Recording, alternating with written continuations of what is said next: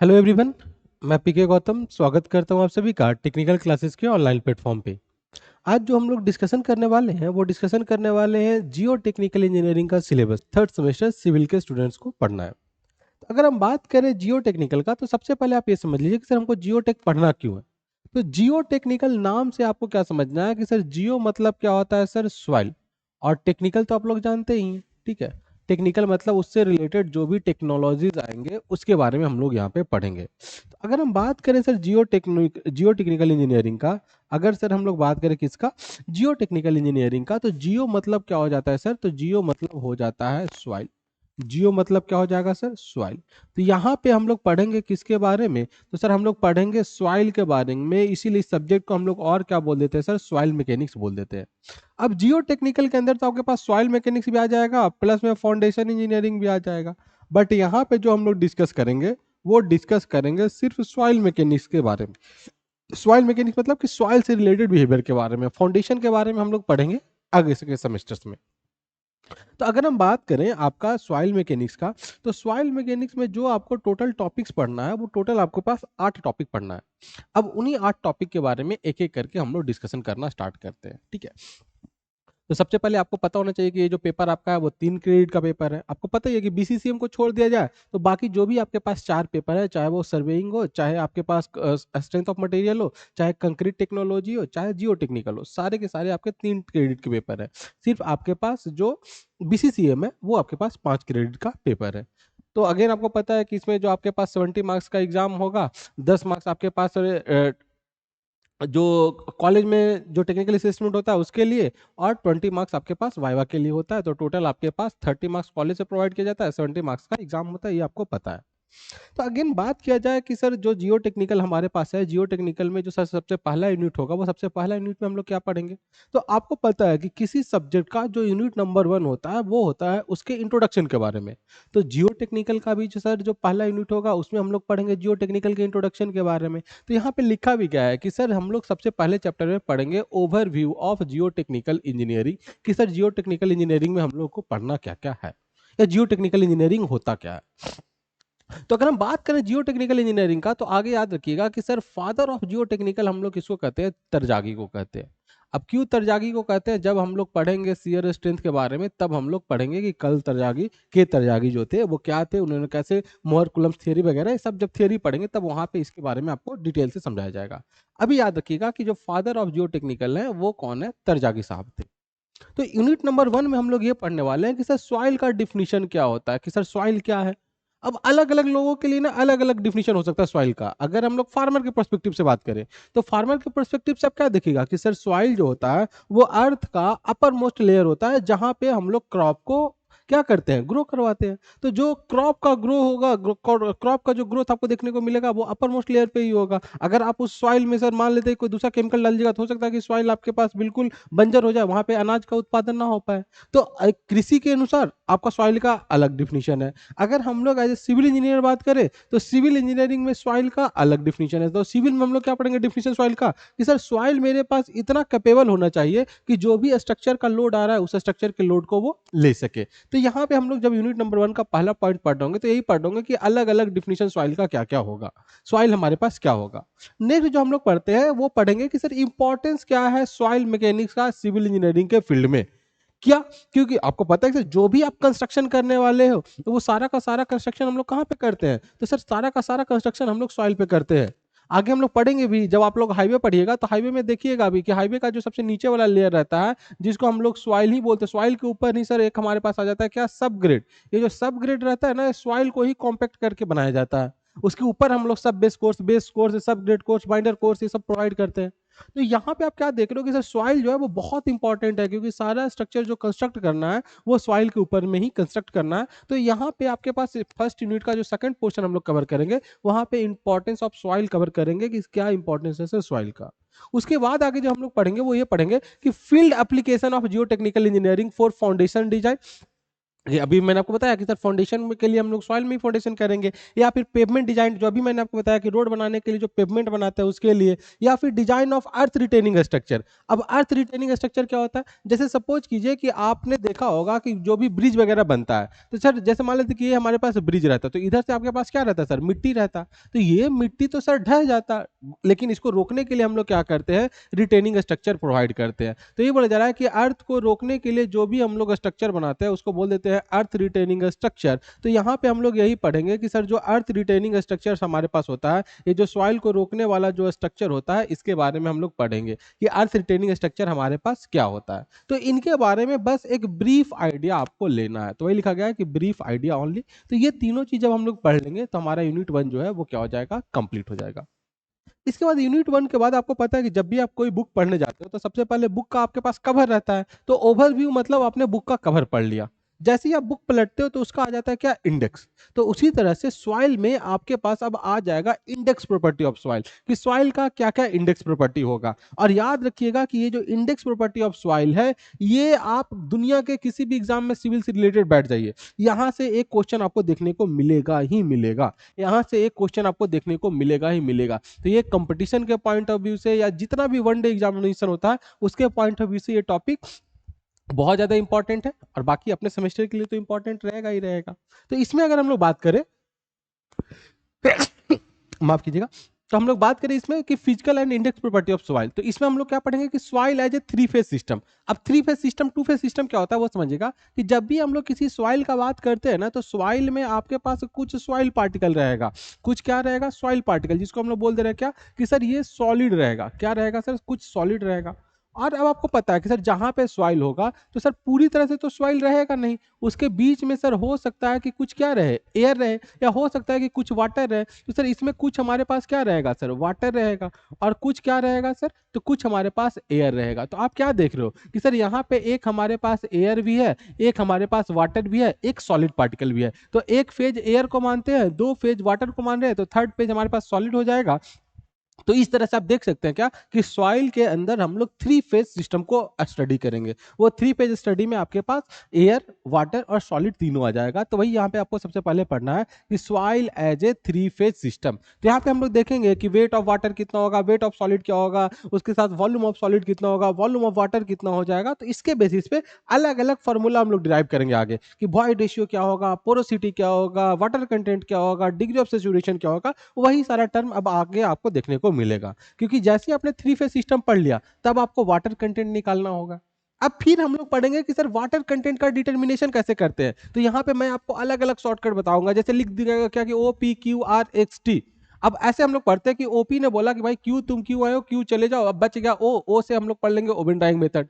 P से हम लोग पढ़ लेंगे क्या? तो पी से हमारे पास जो आ जाता है, तो आगे हम लोग पढ़ेंगे कि एक हमारे पास कंटेनर होता है जिसको बोल देते हैं हम लोग पिक्नोमीटर, और उस पिक्नोमीटर से हम लोग क्या करते हैं? डिसाइड करते हैं कि क्या होगा हमारे पास वाटर कंटेंट। तो पिक्नोमीटर मेथड हो जाएगा। आर से हम लोग बात करें तो हमारे पास अलग अलग मेथड होता है, तो उन्हीं सारे मेथड के बारे में हम लोग यहाँ पे डिस्कस करेंगे, ठीक है। तो ये आपके पास आर से हो जाएगा रैपिड बैलेंस मेथड, फिर इसी तरह से एस हो जाएगा, उसी तरह से टी हो जाएगा। तो अलग अलग मेथड होता है, सारे मेथड्स के बारे में पढ़ेंगे। आपके सिलेबस में मेंशन है ओवन ड्राइंग मेथड, इसके बारे में डिटेल से हम लोग चर्चा कर लेंगे। बाकी पिक्नोमीटर या फिर जो हमारे पास सैंड बाथ मेथड है, टॉर्सन बैलेंस मेथड है, रैपिड मेथड है, तो इन सबको हम लोग थोड़ा सा कम पढ़ेंगे, बट ओवर टाइम को ज्यादा पढ़ लेंगे। नेक्स्ट हम लोग बात करते हैं किसका? वॉइड रेशियो का।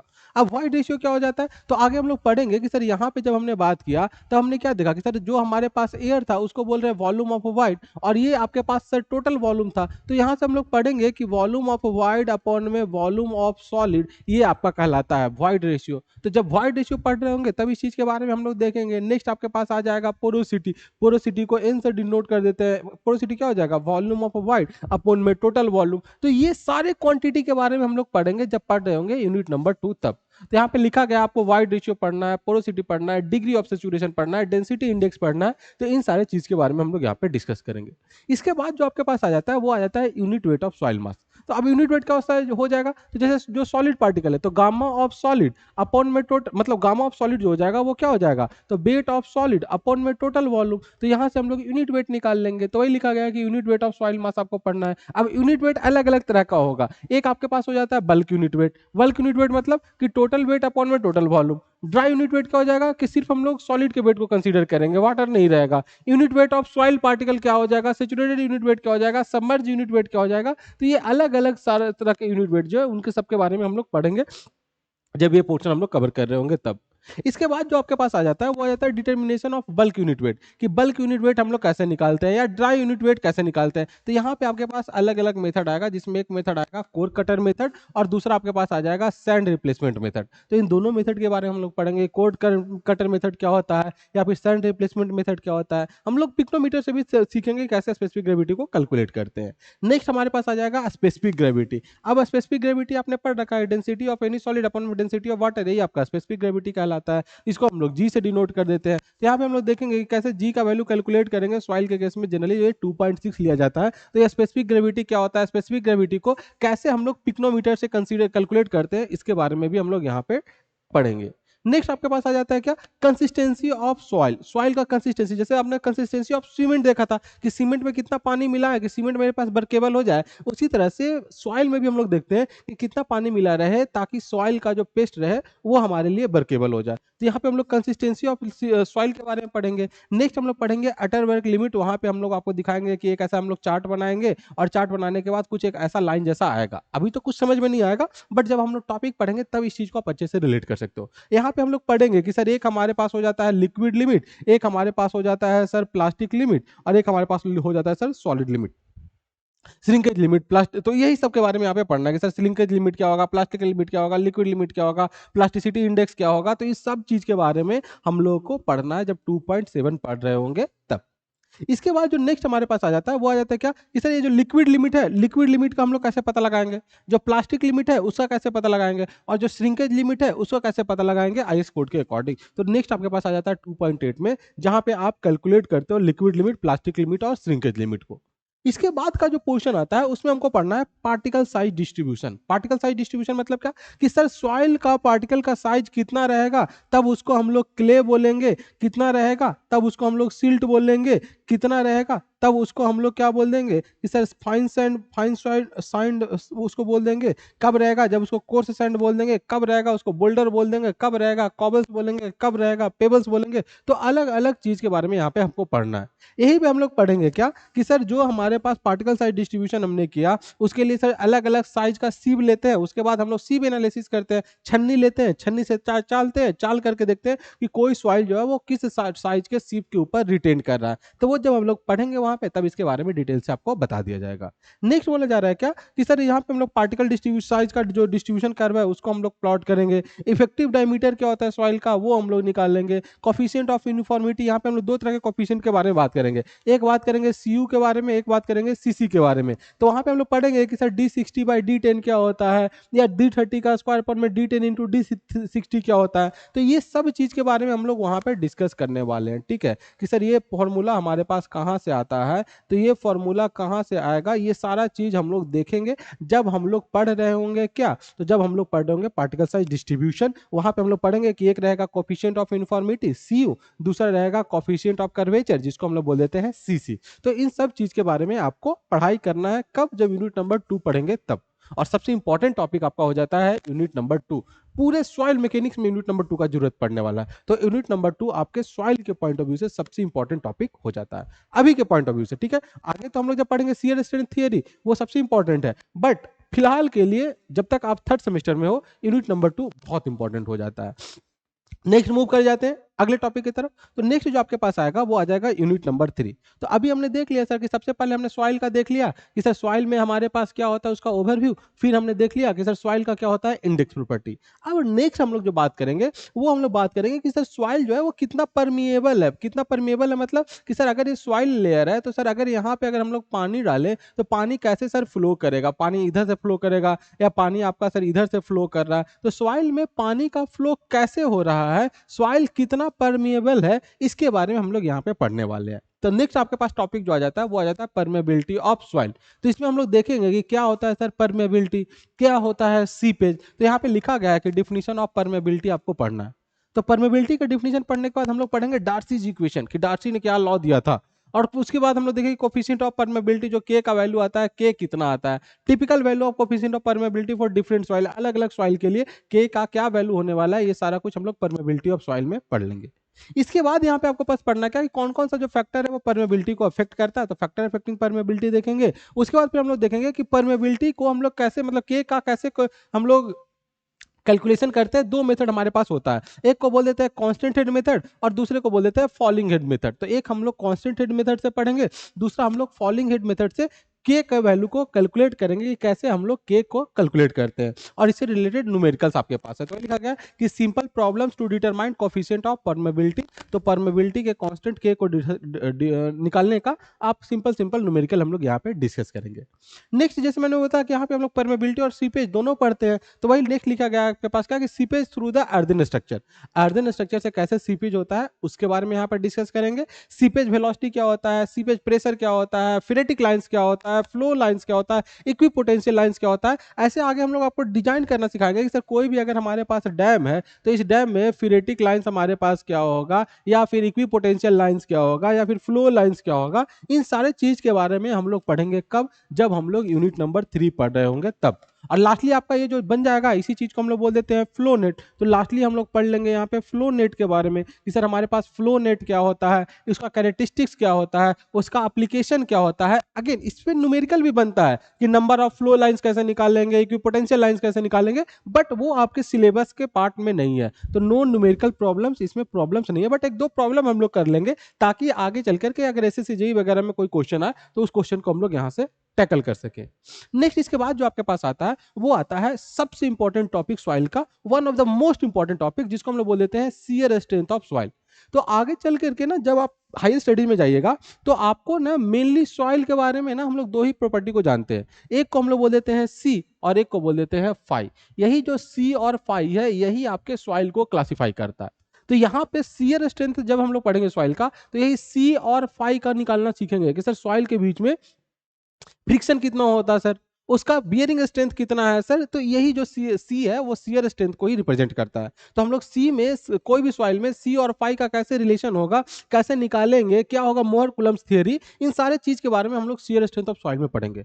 तो शियर स्ट्रेंथ ऑफ सॉइल में आपको पढ़ना क्या है, तो सबसे पहले पढ़ना है कि शियर फेलियर ऑफ सॉइल, कि सॉइल जो है वो शियर में कैसे फेल कर जाता है, तो उसके बारे में अगेन क्या बोला जा रहा है कि concept of shear strength of soil हम लोग पढ़ेंगे। नेक्स्ट हम लोग पढ़ेंगे components of shearing resistance of soil, मतलब यही फाई के बारे में आपको यहाँ पे पढ़ना है। तो यही आपके पास फाई आ जाएगा, इंटरनल फ्रिक्शन फाई जो होगा कि कितना फ्रिक्शन आपके पास ऑफर किया जा रहा है। तो यहाँ पे नेक्स्ट आपके पास आ जाएगा मोर कुलम्स फेलियर थ्योरी, वहां पे हम लोग देखेंगे कि कैसे जो है वो हमारे पास फेलियर इन्वेलप जो है वो कुछ ऐसा बन रहा है। तो यहाँ पे ये जो वैल्यू आपके पास आ जाएगा, यही जो वैल्यू आ जाता है इसको सी बोल देते हैं, यहाँ पे जो एंगल बन जाता है इसी को फाई बोल देते हैं। तो अलग अलग सॉइल लेकर के हम लोग सर अलग अलग ऐसे टेस्ट परफॉर्म करते हैं और यहाँ से हम लोग सी और फाई का जो वैल्यू है वो हम लोग कैलकुलेट कर लेते हैं, सी और फाई का। अब कैसे ये इन्वेलप बनेगा, ये सारा इन्वेलप हम लोग बनाना सीखेंगे कि प्रिंसिपल स्टेज कौन सा होगा, डेविएटर स्टेज कौन सा हो जाएगा। तो ये सारा चीज हम लोग पढ़ेंगे जब यहाँ पे पढ़ रहे होंगे तब। तो यहाँ पे नेक्स्ट आपके पास आ जाएगा क्या, laboratory method to determination of shear strength of soil. और यहाँ पे सॉइल का जो सबसे इंपॉर्टेंट टेस्ट है, जो डायरेक्ट शियर टेस्ट हम लोग जिसको बोल देते हैं, तो डायरेक्ट शियर टेस्ट हम लोग पढ़ेंगे, अनकन्फाइंड कंप्रेसिव स्ट्रेंथ निकालना पढ़ेंगे, वेन शियर टेस्ट पढ़ेंगे, प्लॉटिंग ऑफ स्ट्रेंथ इन्वेलप, यही इसी का हम लोग प्लॉट करना सीखेंगे, determination of shear strength parameter of soil, मतलब सी और फाई निकालना सीखेंगे। तो इस तरह से आपका यूनिट नंबर 4 जो है वो कंप्लीट होगा। तो अभी तो देखिए सुनने में बहुत कुछ नया टर्म लग रहा है, क्यों नया टर्म लग रहा है, क्योंकि आप पहली बार सॉइल से इंट्रोड्यूस हो रहे हो। अभी तक जो भी आप पढ़ रहे थे जनरल इंजीनियरिंग पढ़ रहे थे, अब जब कोर ब्रांच में आप आ गए हो तो कोर ब्रांच में अब आपको सिविल से रिलेटेड टर्म्स सीखने को मिलेंगे। तो यहाँ पे यूनिट 4 में हम लोग ये सारे टॉपिक कवर करने वाले हैं। अब इसके बाद शियर स्ट्रेंथ हमको पता चल गया, तो अब हम लोग देखेंगे कि सॉइल का कितना लोड लेने का कैपेसिटी है, बियरिंग कैपेसिटी क्या है, तो हम लोग बियरिंग कैपेसिटी निकालना सीखेंगे। तो ये जो पोर्शन आ जाता है ये थोड़ा सा आ जाता है आपका किस में, फाउंडेशन वाले पोर्शन में। तो हम लोग यहाँ पे पढ़ेंगे कि बियरिंग कैपेसिटी ऑफ सॉइल क्या हो जाएगा, तो वही लिखा गया कि concept of bearing capacity, ultimate bearing capacity क्या होता है, सेफ बियरिंग कैपेसिटी क्या होता है, अलाउएबल बियरिंग प्रेशर क्या होता है। तो इन सारे टर्म्स के बारे में बात करेंगे कि सॉइल कितना लोड ले सकता है। अब अलाउएबल क्या, जैसे पहले से भी तो सॉइल था वहां पे, अब उसको हटा दिए, अब उसके बाद उसमें आप फाउंडेशन डाल रहे हो तो कितना सॉइल हटाए हो, तो इसी के बेसिस पे हम लोग नेट, सेफ और अल्टीमेट बियरिंग कैपेसिटी का बात करते हैं। तो वो जब पढ़ेंगे चैप्टर तब वहां पे आप इस चीज को समझ पाइएगा। इसके बाद जो आपके पास आ जाता है टरजागी एनालिसिस एंड एजम्पशंस। तो टरजागी ने क्या एनालिसिस किया, क्या एजम्पशंस दिया, और इसी इन्वेंशन के कारण हम लोग टरजागी को क्या बोल देते हैं, फादर ऑफ सॉइल मैकेनिक्स बोल देते हैं। तो टरजागी ने क्या क्या एजम्पशंस दिया, क्या क्या उनका एनालिसिस था, ये सारा कुछ हम लोग यहाँ पे डिस्कस करेंगे। इसके बाद जो आपके पास आ जाता है वो आ जाता है क्या, effect of water table on bearing capacity. कि सर अगर मान लेते कि यहाँ तक मेरे पास फाउंडेशन था, अब फाउंडेशन का विड्थ बी था, अगर विड्थ बी से नीचे अगर हमारे पास वाटर टेबल है सर तब तो कोई दिक्कत नहीं है, लेकिन अगर वो वाटर टेबल यहाँ पे आ जाएगा तब क्या इफेक्ट आएगा, अगर हमारे पास फाउंडेशन में वाटर टेबल आ जाएगा तब क्या इफेक्ट आएगा। तो वहां पे हम लोग देखेंगे कि कैसे वाटर टेबल जो है वो सॉइल में कैपिलरी राइज आपके होने लग जाता है, सॉइल का बियरिंग कैपेसिटी को कैसे कमाता है, या कैसे बियरिंग कैपेसिटी पे इफेक्ट आता है। ये सारा कुछ हम लोग पढ़ेंगे जब यूनिट नंबर 5.3 पढ़ रहे होंगे तब, कि effect of water table on the bearing capacity. इसके बाद जो नेक्स्ट आ जाता है वो आ जाता है क्या, field method for determination of bearing capacity. यहाँ पे हम लोग पढ़ेंगे प्लेट लोड टेस्ट के बारे में, एसपीटी के बारे में, स्टैंडर्ड पेनिट्रेशन टेस्ट। तो याद रखिएगा कि जो सी का वैल्यू, फाई का वैल्यू, एसपीटी का वैल्यू, वेन शियर का वैल्यू, तो ये ट्राई एक्सियल टेस्ट, ये सब जो टेस्ट है ना, आगे चल करके अगर आप लैब में कहीं जाते हो, ठीक है, एज ए इंजीनियर बन करके, तो इन्हीं सब टेस्ट का आपको सीधा पूछा जाएगा, सीधा पूछेगा कि आपने जो सॉइल लाया उसका एसपीटी वैल्यू कितना था। तो एसपीटी मतलब standard penetration test, SPT value आपसे पूछ दिया जाएगा। क्या है सॉइल का सी, मतलब शियर स्ट्रेंथ कितना है, क्या है फाई, इंटरनल रेजिस्टेंस कितना है, तो ये सारे वैल्यू आप लोग से पूछा जाएगा। तो इन सब चीज को आपको मतलब बहुत डिटेल में पढ़ना है, क्योंकि आगे चल करके पूरा सॉइल के साथ ही आपको खेलना है, सॉइल और कंक्रीट, सॉइल और कंक्रीट, तो इन दोनों को बहुत अच्छे से आपको पढ़ाई करना है। नेक्स्ट हम लोग बोल देते क्या, definition of active earth pressure, passive earth pressure क्या होता है उसके बारे में। तो एक्टिव अर्थ प्रेशर क्या होगा, जैसे सपोज कीजिए कि ये कोई स्ट्रक्चर था, अब इधर से आपके पास सॉइल यहाँ पे भरा हुआ था, तो सॉइल क्या करेगा, इसके ऊपर एक ऐसा लोड लगाएगा, तो कब एक्टिव कहलाएगा, कब पैसिव कहलाएगा, कौन सा स्ट्रक्चर जो है वो एक्टिव अर्थ प्रेशर के अंदर आएगा, कौन सा स्ट्रक्चर पे पैसिव अर्थ प्रेशर लग रहा होगा, इन सारे चीज का कैलकुलेशन हम लोग जब 5.5 पढ़ रहे होंगे तब उस चीज पे देख लेंगे। इसके बाद जो आपके पास आ जाता है वो आ जाता है क्या, compaction and stabilisation of soil. तो यूनिट 6 में हम लोग पढ़ेंगे कॉम्पैक्शन के बारे में। अब कॉम्पैक्शन क्या है आपको ही पता है कि सर किसी भी चीज पे लोड लगा करके, जैसे अभी मैंने आपको बताया था, तो हमने क्या देखा था कि सर सॉइल के बीच में तो वॉइड्स प्रेजेंट था। अब जब सॉइल के बीच में वॉइड्स प्रेजेंट है तो सर अब ऑब्वियस बात है लोड लगाएगा तब तो ये कॉम्पैक्ट हो जाएगा। तब उसके लिए हम लोग क्या करते हैं कि सर इस पे लोड लगा करके ये जो अंदर में वॉइड्स है, एयर वॉइड्स है, इस एयर वॉइड्स को हटाते हैं। तो एयर वॉइड्स को हटाना ही क्या कहलाता है, कॉम्पैक्शन कहलाता है। यहीं पे एक चीज और आ जाएगा, कंसोलिडेशन। अब कंसोलिडेशन क्या होगा, कॉम्पैक्शन क्या होगा, दोनों में क्या डिफरेंस होगा वो हम लोग अगले यूनिट में पढ़ लेंगे। तो यहाँ पे आपको पढ़ना है कॉम्पैक्शन क्या क्या है, तो वही लिखा गया कॉन्सेप्ट ऑफ कॉम्पैक्शन क्या है, आखिर हमको कॉम्पैक्ट करने का पर्पस क्या है, फील्ड सिचुएशन क्या है जहां पे कॉम्पैक्शन का रिक्वायरमेंट पड़ेगा। अगेन क्या बोला जा रहा है कि इसमें हम लोग पढ़ेंगे स्टैंडर्ड प्रॉक्टर टेस्ट के बारे में। वहां पे हम लोग देखेंगे कैसे लोड ला करके, कैसे गिरा के ला करके सॉइल को कॉम्पैक्ट करते हैं, कि उस हैमर का वेट कितना होगा। तो इससे भी क्वेश्चन पूछा जाता है कि स्टैंडर्ड प्रॉक्टर टेस्ट में जो हम लोग टेस्ट करते हैं वो टेस्ट का प्रोसीजर क्या है। उसके बाद हम लोग देखेंगे कि एक ऐसा कर्व बनाएंगे जिसको, इसको हम लोग बोल देते हैं ओएमसी, जिसको हम लोग बोल देते हैं ऑप्टिमम मॉइस्चर कंटेंट। तो जब आप यहाँ पे gamma D versus water content का जब ग्राफ बनाते हैं तो कुछ ऐसा ग्राफ देखने को मिलता है। अब ये हमको निकालना है कि सर इसी वाटर कंटेंट के करस्पॉन्डिंग, अब जब देखते हैं ना कि जब सॉइल को आप कॉम्पैक्ट करते हो ना तो उसमें थोड़ा थोड़ा हम लोग पानी मिलाते हैं। अब वो पानी का वैल्यू कितना होना चाहिए, तो यही पानी का वैल्यू जो हो जाता है वो ऑप्टिमम मॉइस्चर कंटेंट होता है। तो जब आप सॉइल का कॉम्पैक्शन करने जाते हो तो सॉइल में आपके पास इतना ही वाटर कंटेंट होना चाहिए। अब ये वाटर कंटेंट कैसे निकाला जाए, उसी के टेस्ट के प्रोसीजर को हम लोग स्टैंडर्ड प्रॉक्टर टेस्ट में समझते हैं। तो बहुत ही इंटरेस्टिंग सब्जेक्ट है सॉइल, बहुत इंटरेस्टिंग सब्जेक्ट सॉइल है। तो अगर एक बार इसके अंदर आप अपने आप को इन्वॉल्व कर लेना तो मतलब मजा आ जाएगा जिंदगी जीने का, ठीक है। तो स्टैंडर्ड प्रॉक्टर टेस्ट देखेंगे तो इसमें हम लोग पढ़ेंगे कि क्या होता है स्टैंडर्ड प्रॉक्टर टेस्ट का, आईएस प्रोसीजर, मतलब आईएस कोड का क्या प्रोसीजर है स्टैंडर्ड प्रॉक्टर टेस्ट निकालने का, तो कैसे टेस्ट को परफॉर्म करते हैं, हैमर का वेट कितना होना चाहिए, उसका राइज मतलब उसका हाइट ऑफ फॉल कितना होना चाहिए, ये सारा कुछ हम लोग यहाँ पे देखेंगे। नेक्स्ट हम लोग देखेंगे यही ऑप्टिमम मॉइस्चर कंटेंट के बारे में। तो वही लिखा गया है कि ऑप्टिमम मॉइस्चर कंटेंट क्या होगा, मैक्सिमम ड्राई डेंसिटी क्या होगा, जीरो एयर वाइड लाइन क्या होता है, तो इन सारी चीज के बारे में हम लोग पढ़ेंगे। तो पहले जो हम लोग पढ़ते थे वो पढ़ते थे स्टैंडर्ड प्रॉक्टर टेस्ट, अब उसी को मॉडिफाइड कर दिया गया है। तो नेक्स्ट आ जाता है आपके पास मॉडिफाइड प्रॉक्टर टेस्ट। तो मॉडिफाइड प्रॉक्टर टेस्ट क्या है उसके बारे में हम लोग डिस्कस कर लेंगे। नेक्स्ट बता रहे कौन कौन सा जो फैक्टर वो कॉम्पैक्शन को अफेक्ट करता है उसके बारे में यहाँ पर डिस्कस करना है। फील्ड मेथड ऑफ कॉम्पैक्शन हमारे पास क्या हो जाएगा कि कैसे रोलिंग करते हैं, कैसे रैमिंग करते हैं, कैसे वाइब्रेशन करते हैं। नेक्स्ट आपके पास सीबीआर टेस्ट आ जाता है, जिसको हम लोग बोल देते हैं California bearing ratio test, CBR test. तो सीबीआर टेस्ट के बारे में पढ़ना है, सीबीआर वैल्यू क्या होता है, उसका क्या सिग्निफिकेंस है, इसके बारे में यहाँ पे आपको पढ़ना होता है। लास्टली आपको पढ़ना है क्या कि सर सॉइल में को कैसे हम लोग स्टेबलाइज करते हैं, कि अगर सॉइल का बियरिंग कैपेसिटी बहुत कम है और वहां पे अगर आपको घर बनाना है तो सॉइल को स्टेबलाइज करना पड़ेगा। तो वहां पे हम लोग सर लाइम डालेंगे या बिटुमिन डालेंगे या अलग अलग केमिकल डालेंगे या फिर कॉम्पैक्शन करके उसको स्टेबलाइज करेंगे या वाइब्रेट्रोमीटर से उसको हम लोग कॉम्पैक्ट करेंगे, कौन सा वहां पे हम लोग कॉम्पैक्शन करने का मेथड अडॉप्ट करेंगे। तो इन सब चीज के बारे में आपको पढ़ना है कि concept of soil stabilisation, soil को आप कैसे स्टेबलाइज करोगे, उसके लिए क्या क्या नेसेसिटी है सॉइल स्टेबलाइजेशन के लिए। तो इन सारे चीज को हम लोग डिस्कस करेंगे जब हम लोग यूनिट नंबर 6 पढ़ रहे होंगे तब। इसके बाद आपके पास आ जाता है क्या, तो इसके बाद आपके पास आ जाता है यूनिट नंबर 6 का सबसे लास्ट पॉइंट 6.8, जहां पे हम लोग पढ़ेंगे किसके बारे में, तो यहाँ पे हम लोग पढ़ेंगे कि different methods of soil stabilisation. Soil stabilisation का जैसे अभी हमने देखा मैकेनिकल मेथड एक होता है, उसी तरह से आप उसमें लाइम डाल करके स्टेबलाइज करोगे, उसी तरह से आप सीमेंट डाल करके स्टेबलाइज करोगे, उसी तरह से बिटुमिन डाल करके स्टेबलाइज करोगे, उसी तरह से फ्लाई एश डाल करके स्टेबलाइज करोगे।